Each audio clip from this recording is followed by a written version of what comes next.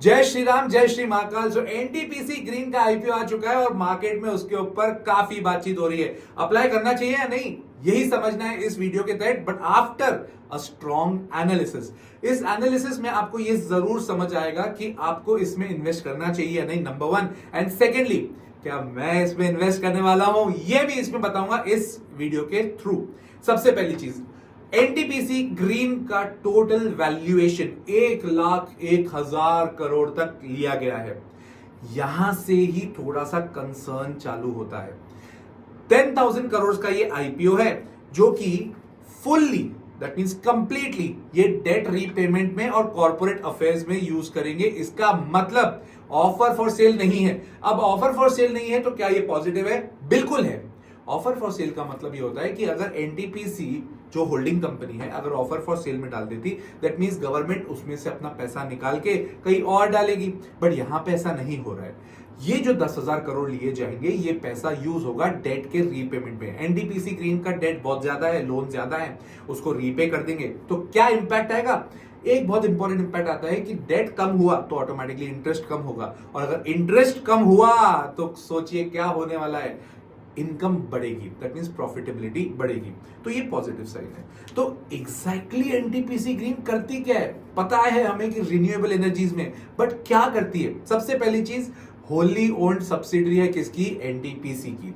Secondly, which is very important, NTPC खुद भी तो महारत्न है और ये ग्रीन एनर्जी पे जा रहे हैं, मतलब रिन्यूएबल एनर्जी पे जा रहे हैं। इनका मेनली जो एक्सपोजर है सोलार और विंड में है, जो कि फ्यूचरिस्टिक ब्राइट है। ये हम भी जानते हैं, आप भी जानते हैं, सब जानते हैं। तो क्या इनका बिजनेस फ्यूचरिस्टिक ब्राइट है? भरपूर है।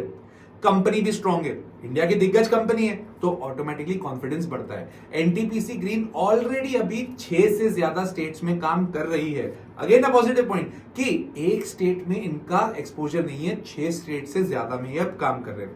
ऑपरेशनल कैपेसिटी की बात करें, 3,071 मेगावाट्स की इनकी सोलार की कैपेसिटी है, ऑपरेशनल कैपेसिटी, और विंड में 100 मेगावाट्स है। टारगेट इनका यह है कि 60 गीगावाट्स का ये लोग काम करना चाहते हैं 32 तक, 2032 तक, जो कि 15% ऑफ द इंडियाज कैपेसिटी होगा। दैट मींस जो इंडिया की टोटल कैपेसिटी है ना, उसका 15% ये अपना स्टेक रखना चाह रहे हैं 2032 तक। बहुत पॉजिटिव पॉइंट है, बिजनेस वाइज बहुत अच्छी है, मुझे बहुत पर्सनली पसंद है। आगे देखते हैं।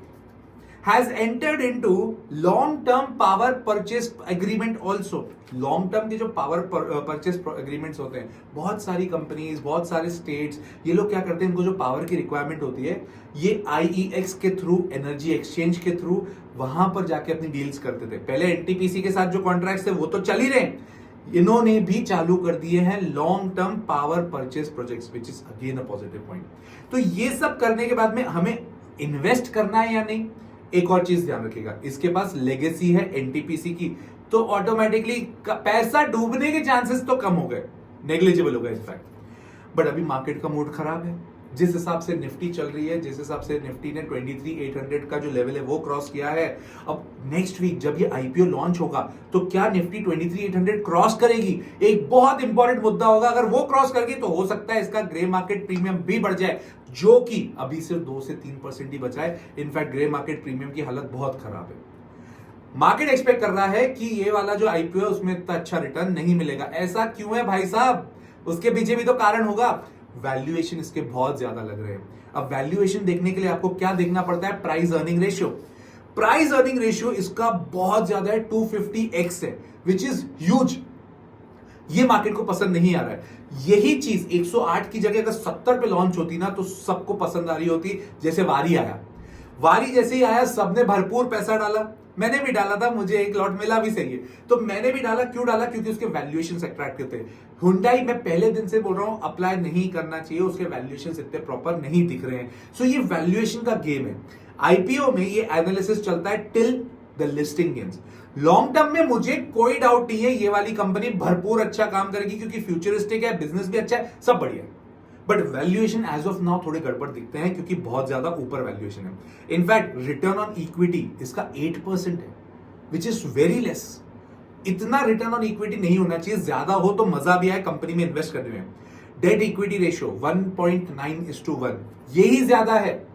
इसको ज्यादा लिया हुआ है तो ऑटोमेटिकली अब क्या होगा कि ये जो डेट ले रहे हैं, जो ये आईपीओ में पैसा ले रहे हैं, ये आईपीओ का पैसा कहां जाएगा? ये डेट के रीपेमेंट में जाएगा। और जैसे ही डेट का रीपेमेंट होगा तो डेट कम होगा, इंटरेस्ट कम होगा जो पे कर रहे हैं, तो प्रॉफिटेबिलिटी कंपनी की बढ़ेगी। रेवेन्यू की बात करते हैं। रेवेन्यू इसका भरपूर बढ़ा है। 2023 से 2024 के बीच में 171 करोड़ से बढ़कर 27,000 करोड़, मतलब ये तो अफलातूनी नंबर है और बहुत बढ़िया नंबर है, जिससे प्रॉफिट आफ्टर टैक्स भी ऑटोमेटिकली बढ़ा है। अब डेट का फिगर बात कर ले, क्योंकि वो एक कंसर्निंग पॉइंट है ना। 17,000 करोड़ का इनके पास डेट है। अब 10,000 करोड़ में से अगर सपोज 8,000 करोड़ भी इन्होंने उधर से चुका दिए, तो एक बहुत बड़ा जो डेट है वो इनका कम हो जाएगा, which will be considered as a positive point. Grey market premium इतने पॉजिटिव नहीं है। इसकी डेट्स क्या है? 19 से 22 नवंबर तक ये ऑफर ओपन रहेगा, आईपीओ ओपन रहेगा। 25 को अलॉटमेंट होगा और 26 को आपको रिफंड मिल जाएंगे अगर आपको नहीं मिला तो। 27 को लिस्टिंग है। अब उस दिन बहुत क्रिटिकल डे माना जाएगा, क्योंकि उस दिन देखा जाएगा एग्जैक्टली क्या परफॉर्म करता है। स्विगी जिस हिसाब से लॉन्च हुआ था, स्विगी फ्लैटिश लॉन्च हुआ था, बट उसी दिन वो काफी अच्छा बढ़ गया। मैंने तो नहीं लिया था, क्योंकि मेरे को उसकी फाइनेंशियल्स और स्विगी जोमेटो वॉर के चक्कर में मैंने तो नहीं लिया। क्या मैं एनटीपीसी ग्रीन लूंगा?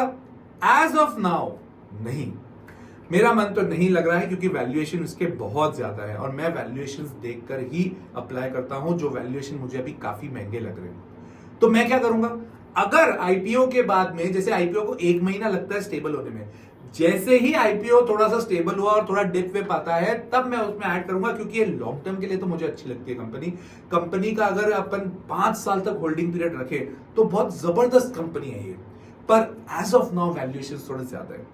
लेट्स सी किस तरह से ओपन होता है। आप क्या करने वाले हो कमेंट करके जरूर बताना और शेयर करो अपने दोस्तों के साथ ही साथ ये चैनल को सब्सक्राइब भी कर लीजिए, क्योंकि इसमें आपको बहुत रेलेवेंट इंफॉर्मेशन जरूर मिलेगी।